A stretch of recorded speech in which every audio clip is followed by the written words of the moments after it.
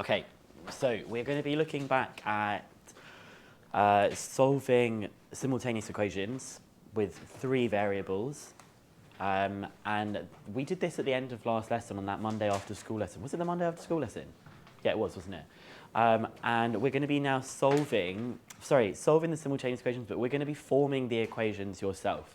These are the kind of questions that actually all of the hard work is in trying to understand what the question is actually talking about. Because we know how easy it is to solve matrices with our calculators, that bit's actually not really worth any marks. It is. It's not worth many marks. That's what I should have said. So we're going to read this question, and we need to try and pick out all of the statements that we think will contribute to an equation for this system. When I say a system of linear equations, I just mean all three of the equations together. So it says a colony of 1,000 mole rats is made up of adult males, adult females, and youngsters. We're not bothered about whether the youngsters are male or female, we just call them youngsters. Originally, there were 100 more adult females than adult males. After 1 year, the number of adult males had increased by 2%, the number of adult females had increased by 3%, the number of youngsters had decreased by 4%, the total number of mole rats had decreased by 20. Form and solve a matrix equation to find out how many of each type of mole rat were in the original colony. So there's a lot of information that's happening here, and we'll try and split these up in as many ways, in as simple way as possible. So first of all, we assign a variable to the three different things it seems like the question is talking about. We'll look at one in a second about 3 different theme parks that people visit, and it will be obvious which will be the ones that you can assign variables to. The thing that's really hard here is it looks like these 4 bullet points, it looks like, oh, maybe 3 of these bullet points are going to be 3 of the equations. But that's not actually the case. These bullet points that we have here all actually are referring to one of these equations. And there are some hints of these bits along the side here, so I'm kind of standing in the way of them so that we shouldn't look at them too much. Can anybody pick out what they think one of the equations might be, and not specifically what it is, but to explain what one of the equations could be? The first 3 lines, yeah, there's definitely going to be something here. In fact, I think there could be more in these first 3 lines. Because one of the things it says, there's a colony of 1,000 mole rats. It's made up of adult males, adult females, and youngsters. Adult males, adult females, and youngsters. So x plus y plus z is equal to 1,000. That's the first thing that we've got. X plus y plus z is equal to 1,000. And it would kind of be a bit easy to overlook that.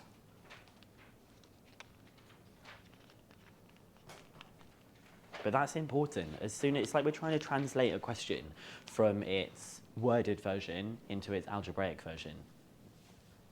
This thing's a little bit harder to see. It now says, originally there were 100 more adult females than adult males. So it's not talking about youngsters at all.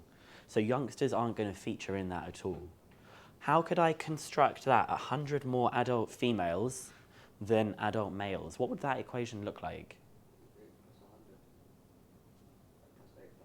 So it would be x plus 100 equals y, because we're saying that the number of females is 100 more than the number of males, so it would be x plus 100 is equal to y. But when we look at how the equations usually get set up in order to form a matrix, we need to have it so that all of the variables are on the left-hand side, and then the constant is on the right-hand side. So you said it was x plus 100 equals y, so what would that look like if it was rearranged? You could either, so x minus y equals minus 100 is one of the ways you could write it, or you could have it as x minus y, oh yeah, that's what you said, x minus y is minus 100. If you wanted to though, the equation could have been minus x plus y is equal to 100. Why could that also have been the equation? Minus x plus y is equal to 100.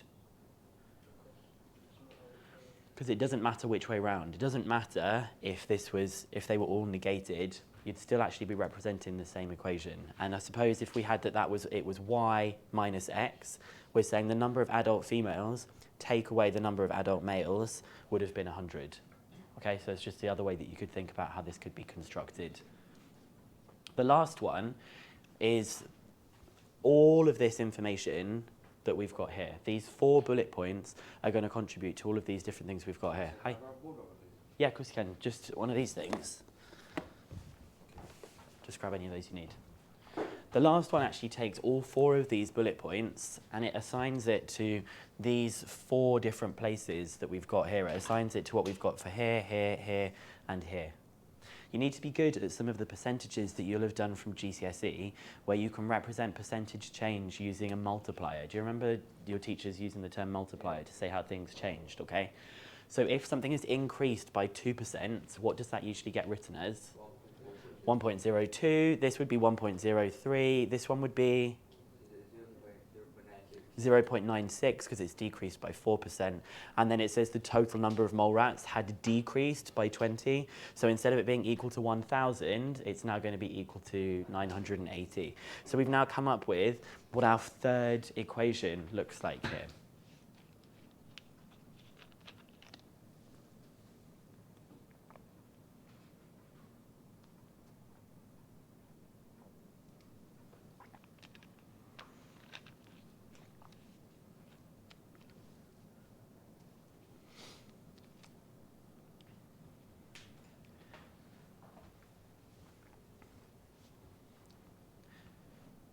Now, before we actually do the easy part of the question, which is now just to solve it, I just want to point out a couple of things that's important in terms of, from like an exam kind of point of view.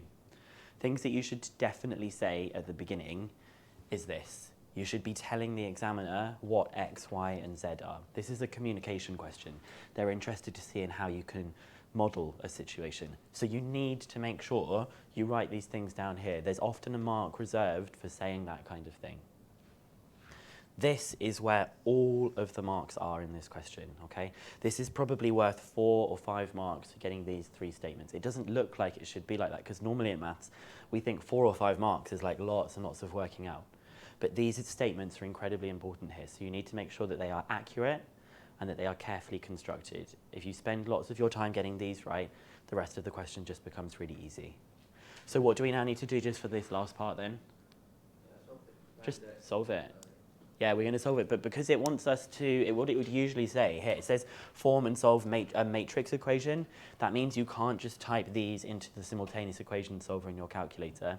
They would want you to change it into a matrix kind of question, where we would be able to say we have 1, 1, 1, 1, minus 1, 0, 1.02, 1.03, 0.96, x, y, z. They want to see this line here with these variables that we have at the end, sorry, these constants we have at the end. And then you can use the inverse matrix. You don't have to have this one written down here with the 1 over 13. You could just write this matrix inversed to this, and then it should tell you that you have 100, 200, and 700 as those final values that you've got there, okay? Just before you get that written down, so that I'll just pause where we're at here, I need you, something that's very, very important to get the final accuracy mark. If you just stopped here and you're at 100, 200, 700, even though you've got the answer right, you wouldn't technically get the answer mark for that, because the question says find out how many of each type of mole rat were in the colony. It's actually asking you to answer that. So you need to say 100 adult males, 200 adult females, 700 youngsters. There needs to be something that links together these 3 numbers and the actual thing that it's talking about, okay?